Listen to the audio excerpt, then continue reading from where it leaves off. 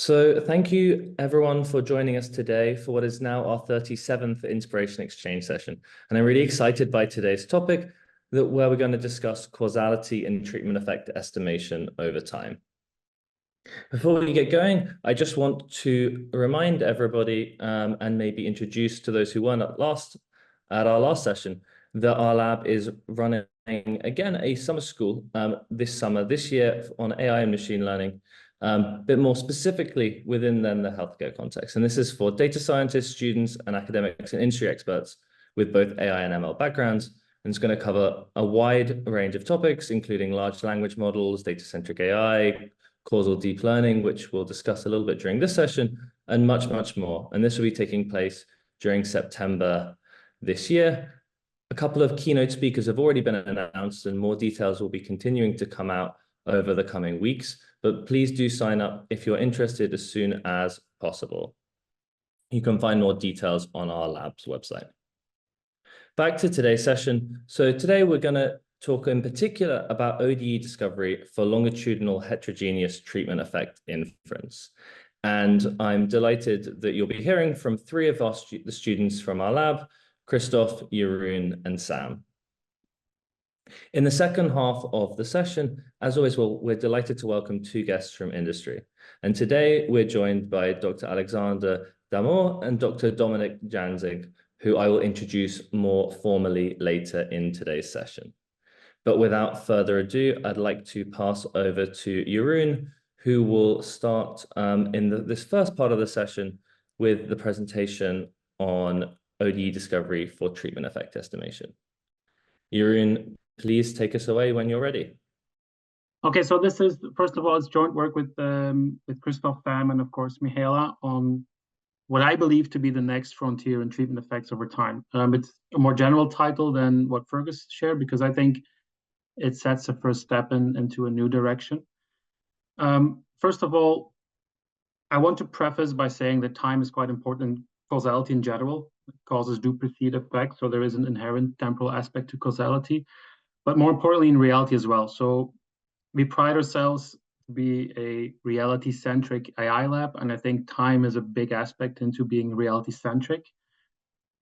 Basically because most problems are inherently temporal, right? So in medicine, patients are often on treatment plans, not just one treatment. You administer chemotherapy multiple times, and you measure the progress of a patient.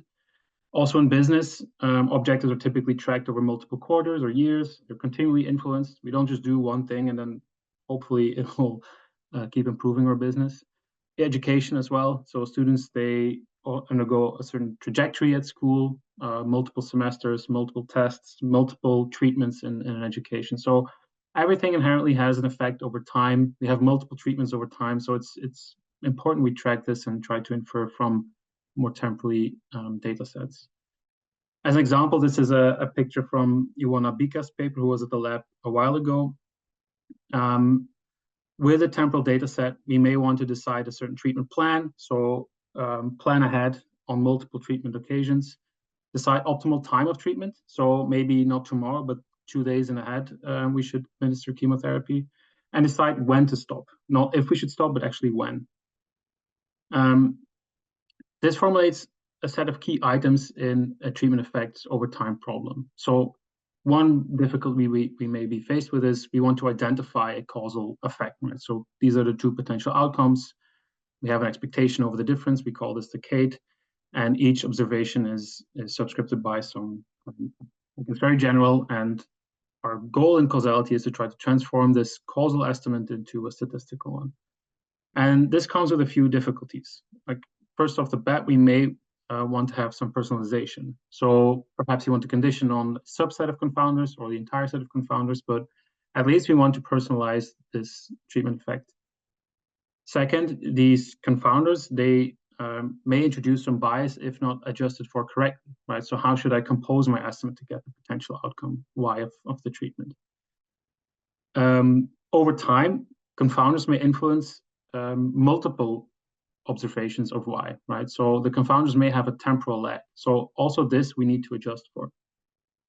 We may have regular sampling. So if you administer chemotherapy, we may expect some regular intervals, but in terms of business or education and also medicine, we see patients on an irregular time interval, right? So we need to account for this as well. This is in contrast with like stuff like recurrent neural nets, where we typically assume a regular interval. And then as a bonus problem, it's not associated with the identification of this thing, but we may want to have some interpretability, especially in cases like medicine.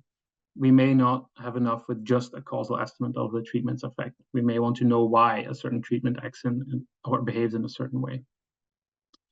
So we're faced with a data set like this one, right? So this is a screenshot of a paper by another colleague called Nabil, where we have multiple observations of a certain outcome, let's say a tumor size, at multiple time points, but at different intervals. We administer treatment in certain time periods, and we are interested in multiple hypothetical future scenarios given different treatment plans, right? So here we give 2 treatments of the same kind, here 2 of different kinds, and here no treatment at all. So all of these could potentially make our problem a bit more difficult than the standard setup. So practically, say we have a data set like this one. So we have some confounders, we have an observation, we have a treatment for a certain individual eye at multiple treatment points. So this is our data set we're faced with.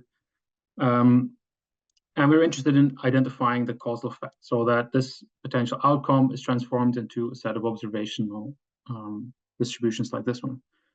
And we want to do this with a history of X, Y, and A for multiple time points. So we want to make some forecasts. So this is the very basic crude setup we were faced with.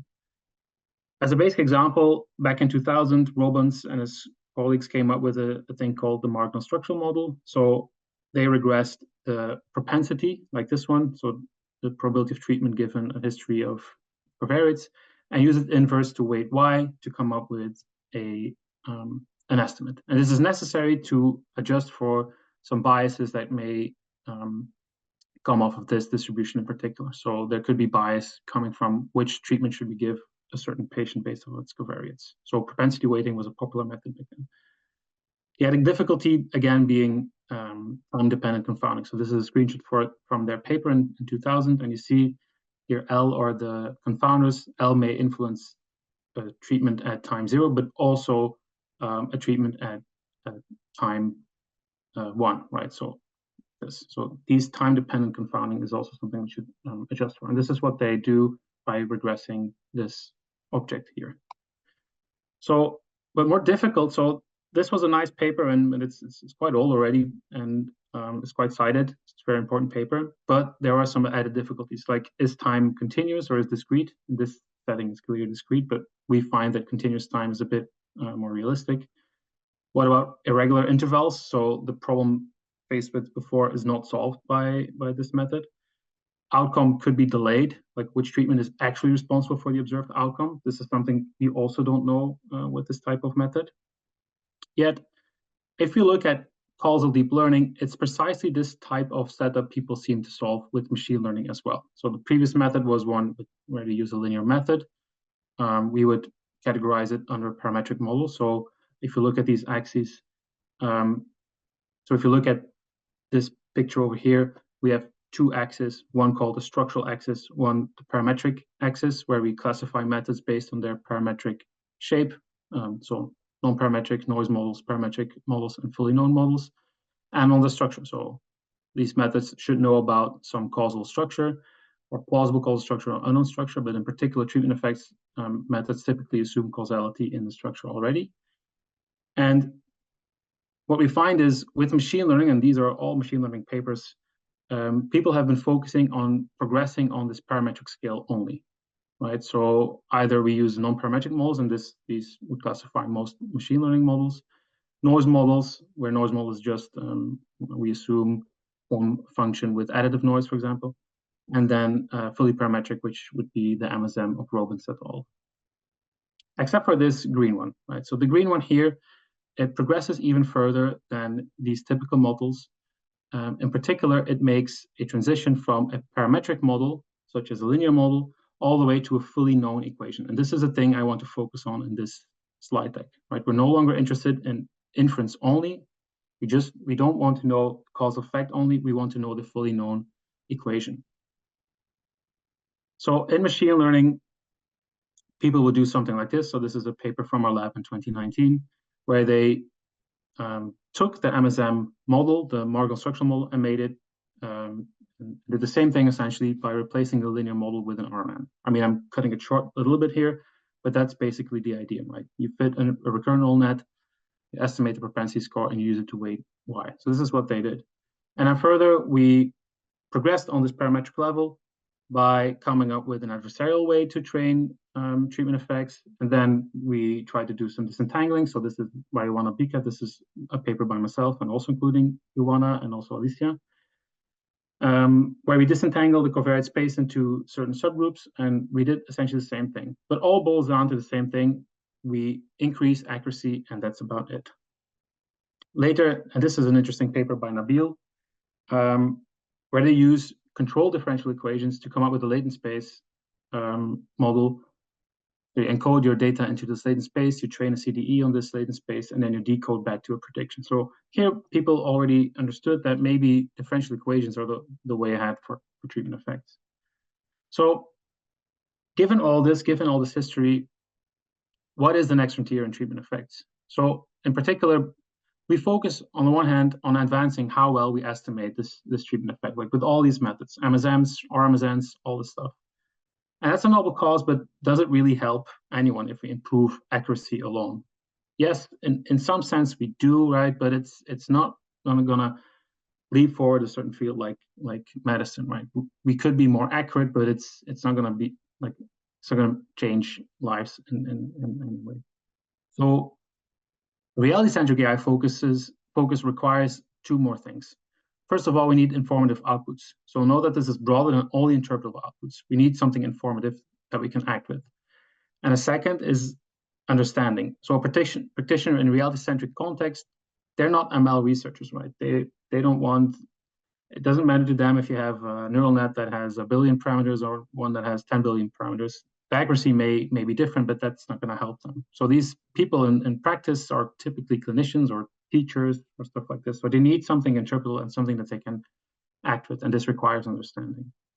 So we're obviously still interested in stuff like identification or accuracy, but we need more, and that is we need a fully known model. And this is the basic premise of our paper, if equation discovery methods discover true equations, are they different from causal structural equations? So you have the second field next to treatment effects that discovers equations from observational data, like symbolic regression, and in our case, ODE discovery methods, but also more general dynamical systems. And what we ask is if they come up with a true equation, and you have this thing called a structural equation in causality, are they somehow the same, yes or no? And we believe that in some settings, they are. So I'll use the analogy of a bridge, and maybe you know this bridge. It's a famous bridge in Cambridge, but there are also people outside of Cambridge. This is called the Mathematical Bridge in Queen's College. And what I believe our paper does is it connects, on the one hand, treatment effects with this equation discovery field, and in particular ODEs. But it's still a wooden bridge. So why is this a hard thing? Well, there are three main difficulties, right? The first is these fields coexist, but they don't really know each other, which results in a completely different set of assumptions. So in treatment effects, and I'm guessing most people here know about treatment effects, but you have three main assumptions, and they're called consistency, overlap, and ignorability. And in ODE discovery, they're a bit more vague, these assumptions. Like we listed them as being existence and uniqueness, so there needs to be an ODE underlying. Observability, so everything needs to be observed to come up with the ODE, which connects quite well with stuff like ignorability and consistency. And then the functional space needs to match, right? So that connects in some sense with overlap, because there is also an argument to be made that if you're well restricted, your model is well specified, then overlap can be relaxed. So that is some hand-wavy overview of how we connect the assumptions. The second difficulty is an ODE is essentially one closed form equation, but we have n patients, which are all different. So every patient in our data set probably has a different outcome, despite potentially having the same initial conditions, the same treatment plan, and yet you have different outcomes. So that's something that doesn't out of the box connect with an ODE in general. So we came up with this thing called between subject variability, where we have 4 different levels on where variability can enter the ODE system. And D being the more advanced, we have noise coming in at different aspects in our equation. And then third, treatments are not continuous time, right? So a treatment plan is a very discrete thing. You can come up with continuous treatment. So this is not what I'm talking about. I'm talking about time in particular. A treatment plan is typically not continuous time, unless you have something like a Baxter, but that would also be a limited time in your complete treatment trajectory. So in treatments, we typically have something like a categorical treatment, a binary treatment given at some point in time, but not all the time. So this also needs to be translated into an ODE. And that's something that my colleague Krzysztof will explain in a bit more detail. So this is over to Krzysztof for a second. Okay, yeah, thank you, Jeroen. So as Jeroen mentioned, you can imagine applying ODE discovery methods for treatment effects where the treatment is a continuous variable. However, we can observe that actually when we have categorical treatments, binary or multiple treatments, it is not possible to model it as a closed form ODE. Could you press next, Jeroen? Sorry. Yeah, just because basically ODEs require that all variables are continuous and real. So to do that, we basically we need to decide how the treatment variable A is incorporated into the whole model. And basically in that way, we can simplify the discovery of possibly not closed capital F, next slide, please, capital F into simpler close for smaller f that we can discover. Next slide. And basically in our paper, we propose a way to do it, to incorporate this more complicated diverse treatments into the ODE. So for instance, if we have a binary treatment, we can decide to discover a different OD for each of the treatments, or we can try to model the treatment implicitly into the equation. Or for instance, if we have multiple treatments, we can try to use a concept of superposition and then model the whole ODE as a sum where each of the closed form ODEs is for a different treatment. Next slide. And so overall, we have these 2 dimensions in our framework. One of them discusses the kinds of treatments we have, and the other, the levels of between subject variability that Jeroen has mentioned. And ODE discovery before our framework really could be applied only to settings where the treatments are continuous and we have only 2 levels of between subject variability. So we have either just one equation that deterministically determines a trajectory, or we may have some random measurement noise. What our framework allows us is to extend it to both binary and categorical treatments, but also introduce higher level of between subject variability through covariate models, so allowing for group-specific variability, and also even something that we call parameter distributions, when we assume that for a particular individual with particular covariates, we have a whole possible distribution over the parameters of ODEs. And this is this highest, more complex level between subject variability. The concrete instantiation of our framework called insight lies, and I think the details of that are going to be described by Sam now. Yep, so that's to Sam. Thank you so much, Jeroen and Krzysztof. So exactly actually following this 3-step workflow, we propose a new state-of-the-art method, which we term individualized nonlinear sparse unification treatment effect. But really this actually comes from applying this 3-step workflow to a very standard popular ODE discovery method called sparse identification nonlinear dynamic, or SINDI in this case. And we really just apply these 2 broad steps. So first, we take our data set of patients that we observe over time with their treatments, and we actually discover a population global differential equation. But this isn't easily possible without actually adapting the ODE discovery framework to handle the treatments in this case. So going through exactly what Krzysztof just presented, in this case, if we have binary or different k-categorical treatments, we actually discover a separate k-categorical ordering differential equations per segment of that categorically binary, categorically actually acting for that segment trajectory. This actually gives us a set of k different global ODs that we've discovered. Then when it comes to inference time, we can actually take our fine-tuned global differential equations and actually fine-tune them to the observed patient history. In this case, we normally observe some initial time steps, normally about 20 to 50 time steps of the patient. We can fine-tune the model so we get a individualized dynamical system model per patient, which then we can actually use for accurate prediction.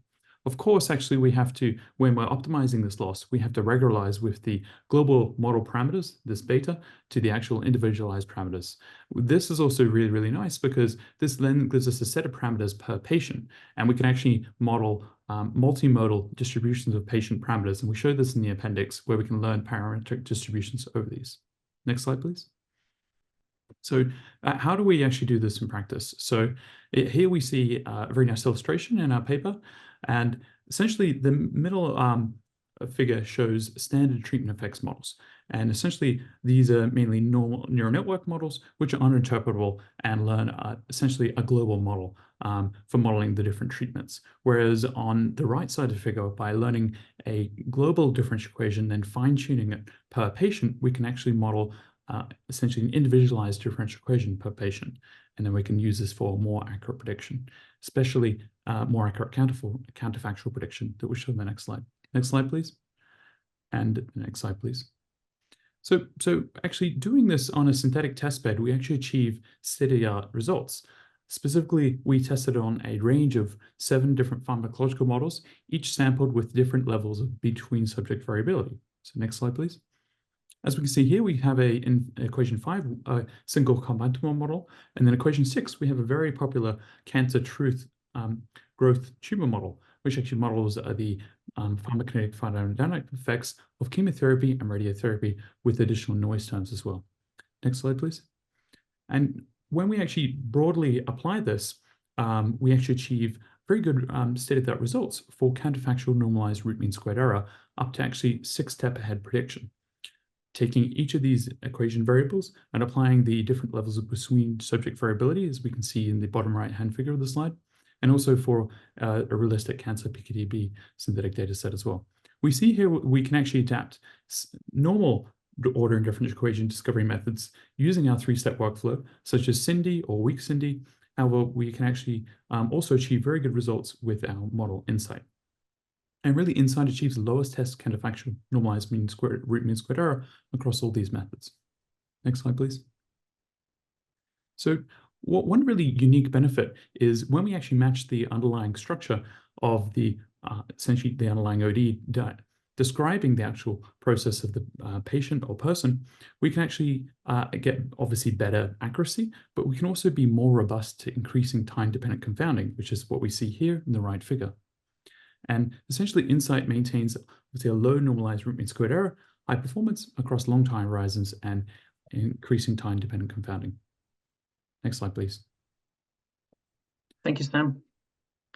So essentially, coming back to the start, rather than having a higher accuracy on estimating the Kate, we can have an output that looks like this. This is the exact ordinary differential equation that Sam used to run his experiments. But rather than only regressing the outcome of this ordinary differential equation, we come up with the complete thing itself, specified for each patient in the data set. This should yield understanding with practitioners to some degree, right? And it also helps us to come up with accurate treatment plans. So it provides a clinician incredible amount of information, think counterfactuals and structural causal models as in Perl, not just the outcome. Our framework allows to learn these in a treatment effects context from observational data, and this allows treatment plan configuration. We can optimize well ahead of the current time point, accurate comparison across different patients because we're individualized per patient, and it's extendable. So maybe this thing could formulate a prior for a next model that maybe does drive accuracy, or if we're interested in adding a new treatment to the entire set of treatment. Our work is only the first bridge. So this is a really nice, but still wooden bridge. And what we're after is this big thing of a bridge, right? So we need more formal connection to the broader field of dynamical systems identification. So not just ODEs. This means interest in partial differential equations, stochastic differential equations, even recurrence equations, and beyond. Formal identification. So we've glossed over how we connect these two fields using assumptions, but maybe we can come up with a much more formal, more mathematical way to connect these fields at a deeper level. And further applications, right? So full equation optimization problems. We just provide the equation, but what you can do with them is a much more interesting problem, like control. Also, I'd like to point to two papers that relate to this very much. First, the second one here is the one we've talked about mostly. This is a new paper that's published at iClear with my colleagues Sam and Krzysztof, and also Jauzi and Mihaela, as well as our previous causal deep learning paper, also published with Krzysztof, Jauzi, and Mihaela. This would be a more overview of what we've discussed, and this is more specifically what we've done in these experiments and in our method. That's it. Thank you very much. We're now going to move to the second half of our today's session, which will be our panel discussion. And I'm delighted to welcome more formally our two guests. The first is Dr. Alexander Damon, and Alex is a staff research scientist at Google DeepMind and was previously a Neumann visiting assistant professor in the Department of Statistics at UC Berkeley. I'm also delighted to welcome Dr. Dominik Jansing, who is a principal research scientist at Amazon Research and previously founded the Causal Inference Group at the Max Planck Institute for Intelligent Systems in Tübingen, together with Bernard Scholkoff. So I'm going to pass over to Professor Mihaela van der Schaar, who's going to ask the first couple of questions for our panelists. And then after that, we are going to open the floor for audience questions, as well as some questions from maybe our presenters earlier as well. So do post in the Inspiration Exchange channel on Slack, either if you've got questions for our speakers or our panelists now. Thank you. So first, Alex and Dominik, a big thank you for joining us today. I want to start with a more broad question. As esteemed researchers in the causal field, but also working in industry, where do you think that us as a causal inference and more generally causality community need to go next in order to really make an impact on the real world? So what's next according to you? Maybe Dominik, you'd like to start, and then Alex? Yeah, so I think the field of causality suffers from some kind of vagueness. So it still seems hard to grasp, in particular if you work in large-scale applications.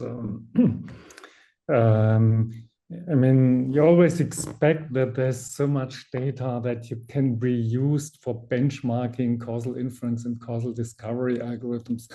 But if you really look at the data set, then you realize it's not that clear, and there's a lot of personal judgment and all that. So I think the whole field suffers from objective benchmarking, and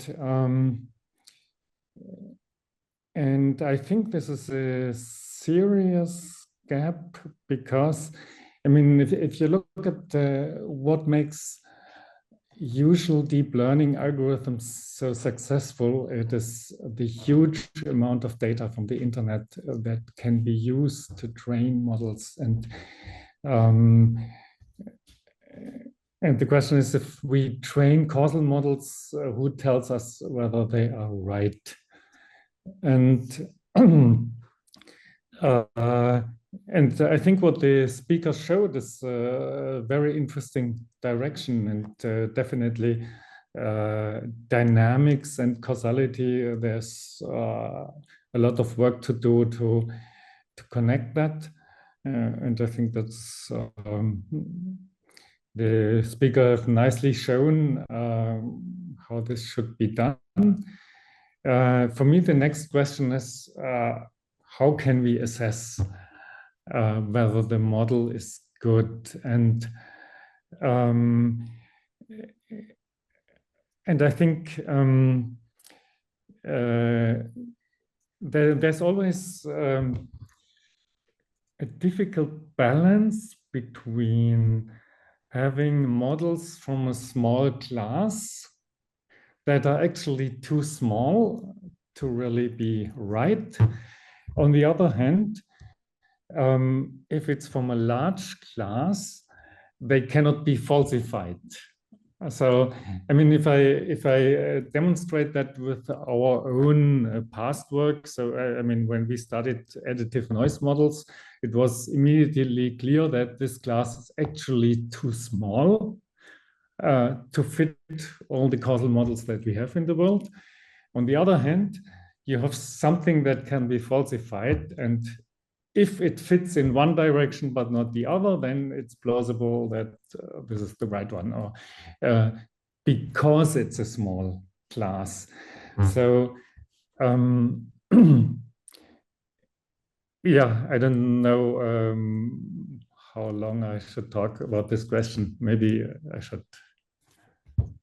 I think that was a really great sort of seeding of issues there, right? I think the success of quantitative methods and sort of statistical methods in industrial contexts where they are really driving some of the core decision making in some of these large companies really is tied to your ability to actually validate them.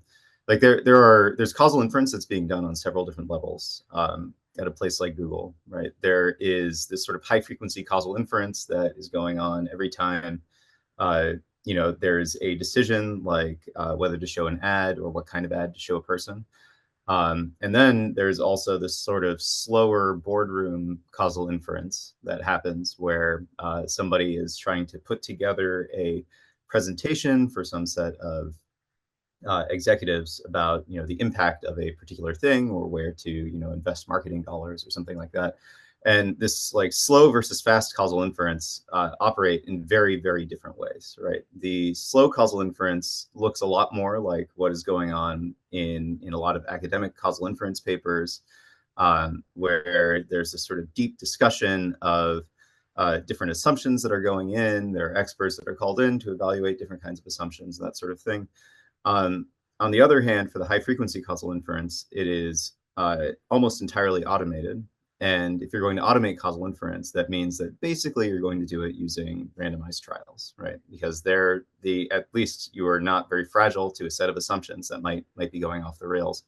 And so like the vast majority of causal inference that goes on at Google is basically validated by A/B testing, right?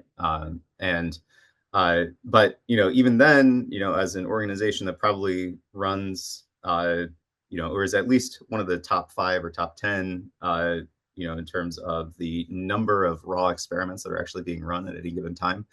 Often the questions that are being asked, the signal is extremely weak, and so there's actually a lot of the big questions for the most frequently asked causal inference questions in places like Google are much more about variance reduction than trying to reduce bias. And they are like the ways to reduce that variance are actually relatively obvious, but actually implementing that with data at the scale that you have and with legal issues like who has permissions to see what kind of data, right? That sort of thing becomes like one of the more like blocking challenges, I guess, right? And so a lot of getting causal inference to be done right is actually like somewhat political in large, calcified organizations where very simple ideas can actually take a whole lot of trying to move people. And I think if you ask anyone, well, anyway, yeah, so I guess there's that aspect there, right, where essentially the methods that end up really taking hold and driving the core business are the ones that are easy to validate, right, and easy to understand.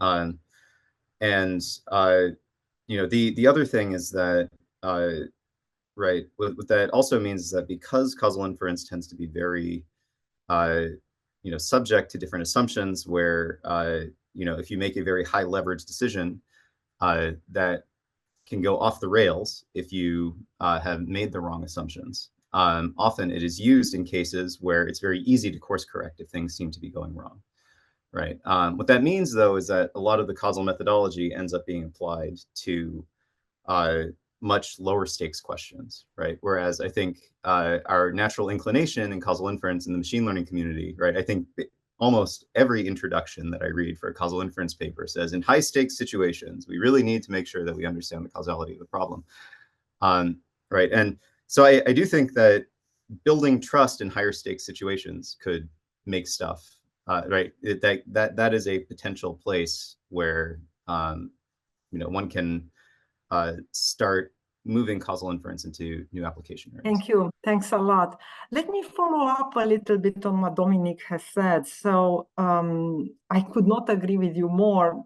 I think that this is true for causality in particular, but it's more generally true about machine learning. How do we really test our models, and how do we know that indeed they do what they say they do? But let us think very pragmatically, and I know, Dominic, that you have looked somewhat at medicine as well before. So we are doing a lot of research on the area of machine learning for medicine. And there is, if we want to be pragmatic, so if you take a pragmatic approach, and we would like really to determine for patients or classes of patients or subgroup of patients, what should we do in a particular environment where we have biased observational data, we may have some limited information from a clinical trial, what to do to be able to empower clinicians and patients? Dominic, I'm looking especially at you since you have worked on medicine somewhat as well. Well, not in a very explicit way. I mean, work on methodology, which I hope to be applicable to medicine. So I am delighted if people from medicine apply them. Yeah, so it could be that in the concrete situation, I'm struggling with giving any smart advice. I mean, I can only a little bit advertise our own research direction, which tries to make causal claims falsifiable by merging, for instance, statements from different data sets. I mean, there's, of course, there's this paradigm that causality is relevant when background conditions change. I mean, that has been around for a while already. And I think there's quite some interesting work in this direction. We have looked more on the perspective that causality is relevant when you merge causal models across different subsets of variables. And then you can see that causal models get falsifiable just by checking whether they are compatible. And we have used that for benchmarking of causal discovery algorithms, where you can see that regardless of whether the algorithms are true, you can just show that they contradict themselves if you apply them to different data sets. And that is, I think, an interesting result to optimize them further and to learn where they are lacking. We also had to work on falsifying structural equation models. This is also interesting from the philosophical point of view that structural equation models that actually correspond to rank 3 causal models according to Pearl's ladder of causation, so counterfactuals, that when you merge SCMs from different sets of variables, then they get falsifiable by interventional probabilities. So the difference between rank 3 and rank 2 is blurred once you merge data sets. And this is also important for getting causal models validated or falsified.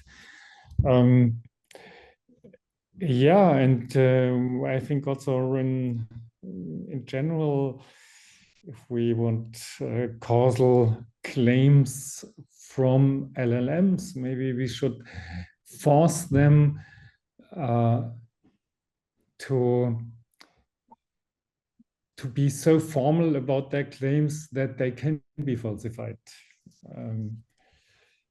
And I could not agree more. Very interesting direction, I think. I will leave, in the view of time, the students to ask you some questions and maybe our audience. So Jeroen, Krzysztof, Sam, Fergus. I think I'll invite Jeroen to ask. I think Jeroen, I know you had a question for our panelists. Maybe you go first. Yep. So like a big focus in this recent paper of ours was structural equations in particular, and then over time, but I guess you could extend them to static settings as well. And a big part of causality, both in the structural causality as well as in treatment effects, is identification. And I was wondering, since I think Dominic is more structural, Alexander is a bit more treatment effects, how you would relate identification to the specific case of coming up with equations rather than pure inference. And maybe I can go with Alexander first, since Dominic just answered the question. Yeah, absolutely. Well, the way that I tend to think about identification is really in terms of sensitivity, right? Right. The fundamental question is how did the data that you've observed actually constrain the set of answers that you can come up with? And so I think, you know, it's even in the context of equations, even if you can't get a sort of fully formal bound on the set of objects that your method will declare are you know, compatible with the data, at least looking at some reasonable class, right, and then seeing whether there's sort of equivalences in terms of the amount of information that the data provide for you know, different hypotheses, and then you know, what how divergent your conclusions can look. Like, to me, that's sort of the real underlying drive for identification results, right? And so again, even if it's difficult to attack formally, I think doing some kind of sensitivity analysis, whether it's looking at different potential parametric families, or maybe expanding the parametric family a little bit, like nesting it into something larger, and then seeing what, you know, set of candidates in that larger set are supported, and, you know, how divergent your predictions can be a really useful exercise.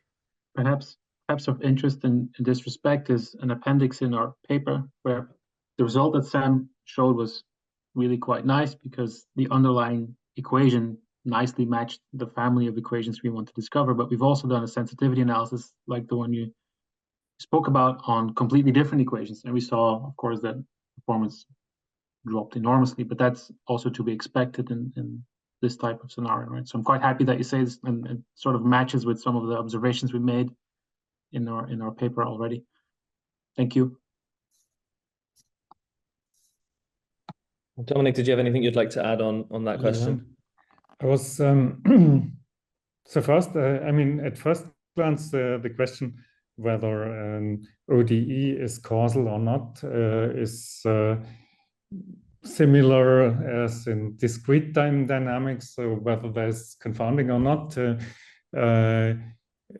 which is, of course, a different question whether it's continuous or discrete. In discrete data, you can take conditional independences in principle as indicators for unconfoundedness. I hope that would be the case in continuous dynamics as well. But my second question would, maybe you can, the authors can comment on that. The second question would be, because the treatment is discontinuous, I mean, you have some regression discontinuity design, right? To what extent do you leverage that directly to test whether your models are causal? In the current paper, we don't in this way. To be fully honest, discontinuities in our setting are easily modeled because we can just alter like the initial conditions again and rerun the ODE for the particular patient and then switch treatments in this way. But it already becomes a counterfactual question in this setting then, right? So what would happen if we hadn't changed the initial conditions with a different treatment plan? So that's the automated difficulty that we couldn't come over unless we started doing simulations, which is what we would do in a paper like this. But in terms of like testing in reality, I don't think we've at least not thought about this in this way. Yeah. I'm just wondering to what extent you have this test already implicit. What's the idea behind regression discontinuity? It's basically the implicit assumption that the confounder, the potential confounder that influenced your treatment is more or less continuous, right? Therefore, if the confounder would be discontinuous as well, then it doesn't show that the relation is causal. But if you exclude that and assume continuity, then there is already some implicit proof of a causal relation. Yeah, that's interesting. We haven't included this in the paper for sure, but that's quite an interesting avenue. Okay. Thank you. You're welcome. Thanks, Jeroen. I'd like to know. Oh, sorry. Oh, sorry. Alex, please go ahead. I thought that Dominic's point is very cool in terms of thinking about lower dimensional implications of your model and seeing whether those can be falsified, right? So you made this contrast between equations versus treatment effects, but the equations should imply treatment effects, right? And there are ways to directly estimate treatment effects as well, potentially under looser assumptions. So checking compatibility at different levels of resolution can also be a potentially interesting direction there. Sorry about that. Yeah. Oh, good. No worries. Thank you for adding that, Alex. That's really interesting. Just like to now move to maybe some questions from some of our audience. So for our first question, I'd like to take from Juliana. I think you had a question for our panelists. If you could just unmute yourself and maybe ask your question. Sure. Hi. Thank you for the interesting discussion. I wanted to ask a question about the point that was raised earlier about the limitations of the observational data in general that are used for causal inference and how this basically prevents us from creating robust models. I was wondering if you think that maybe with the current hype around foundation models or in general, is there any way for us to, in any sort, use prior knowledge or like inject prior knowledge into these causal models to sort of go beyond observational data and try to supercharge causality?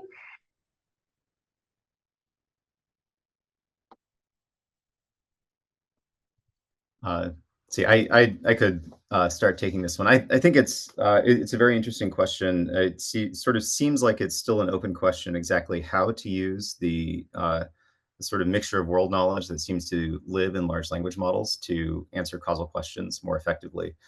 I think the key question, which I'm really glad that that Dominic is really sort of focusing on here, is how do you ensure how do you ensure that the conclusions that are coming out are actually going to be reliable? How can you at least identify places where you're wrong? I think that's once you sort of build that scaffolding around, then I think it's possible to try to move forward with these potentially less reliable methods that also have some, useful information in them.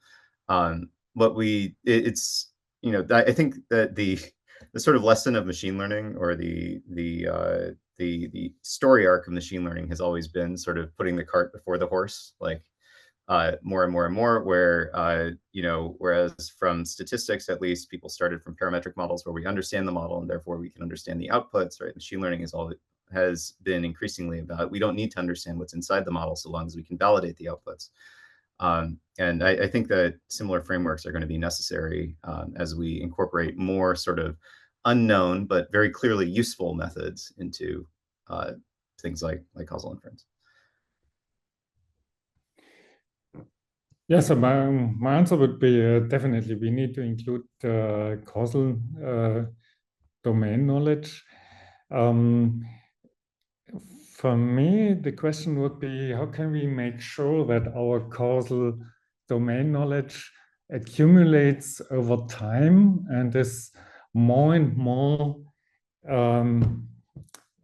processed into, let's say, a coherent picture about causal relations. I mean, for instance, in medicine, the human body is such a complex thing, and the common criticism against scientific medicine is always it picks up just one aspect, and it's not the whole human. But I think there is science of complex systems. It's just complex. And when we want to proceed and advance medicine, then we have to make sure that we have also maybe some data structures that can store and process all the knowledge in the world that we have. I mean, in the internet, there's all this written language. This is an important pool, but maybe we also need data structures for visualizing causality and storing causality and merging causality and all that.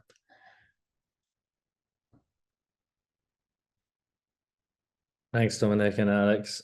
There's a question from one of the audience, from Peter Pushka. Do you want to unmute yourself and ask your question? I think it's for Alex. Hi. Yeah, just to be short, Alexander, for you, you mentioned that variance reduction in experimentation and causal inference that comes there is very important. Do you have some like relevant, recent, interesting works there? What are the big advancements in that area? Thanks. And thanks for all of the discussion. Yeah, absolutely. I mean, so let's see. The funny thing here is that the variance reduction techniques that are actually extremely useful in these contexts are very old, right? Like basically some of Fisher's first papers old, right?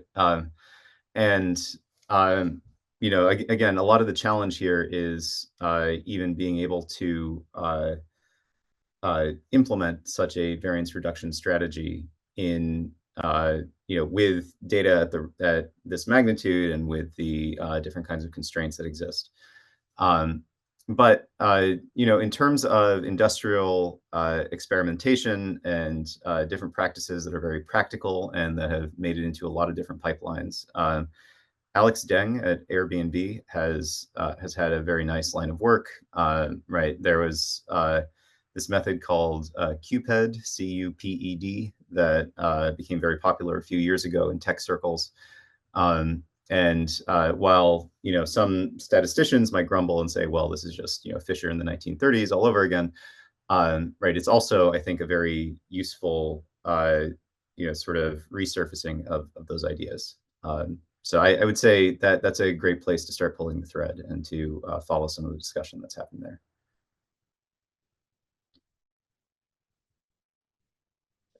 Thanks, Alex. In the interests of time, I think we're probably coming towards the end of the session. Were there any last comments that either yourself, Alex, or Dominic, you'd like to make kind of as just a closing comment on this? And if there aren't, that is also completely fine. And maybe I can ask them both to also give a homework to our audience. What would they like to see in addition to their closing comments? So what is the homework you would like to give the community.